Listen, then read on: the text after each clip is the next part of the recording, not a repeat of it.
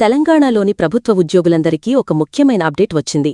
ఉద్యోగులు ఎదురుచూస్తున్న పలు సమస్యల పరిష్కారం దిశగా ప్రభుత్వం కీలక అడుగులు వేస్తోంది. చాలా కాలంగా పెండింగ్లో ఉన్న బకాయిల చెల్లింపుతో పాటు వారి సమస్యలపై చర్చించేందుకు కూడా సానుకూలంగా స్పందించింది. ఆ పూర్తి వివరాలను ఇప్పుడు మనం వివరంగా తెలుసుకుందాం. ఉద్యోగ సంఘాలకు గతంలో ఇచ్చిన మాట ప్రకారం తెలంగాణ ప్రభుత్వం ఆగస్టు నెలకు సంబంధించి ఏకంగా 700 కోట్ల రూపాయల నిధులను విడుదల చేసింది. ఇది ఉద్యోగుల రెగ్యులర్ జీతాలకు అదనంగా విడుదల చేసిన మొత్తం కావడం విశేషం. ఈ ఫండ్స్ను ప్రధానంగా దీర్ఘకాలంగా పెండింగ్లో ఉన్న బకాయిలను క్లియర్ చేయడానికి కేటాయించారు.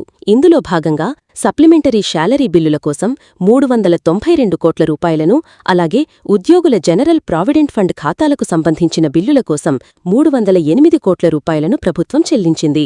ఇచ్చిన హామీకి కట్టుబడి ప్రభుత్వం నిధులను విడుదల చేయడం పట్ల ఉద్యోగులు హర్షం వ్యక్తం చేస్తున్నారు.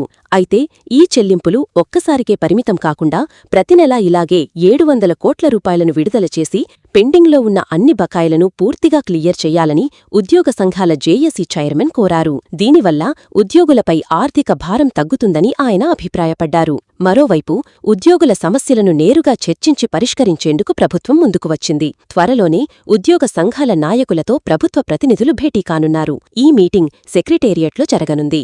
ఈ చర్చలలో డిప్యూటీ సీఎం భట్టి విక్రమార్క కూడా పాల్గొనే అవకాశం ఉందని తెలుస్తోంది.